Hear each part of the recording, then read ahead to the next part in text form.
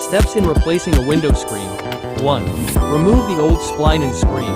Use a knife to pry off the spline. 2. Install the new screen and spline using a spline roller.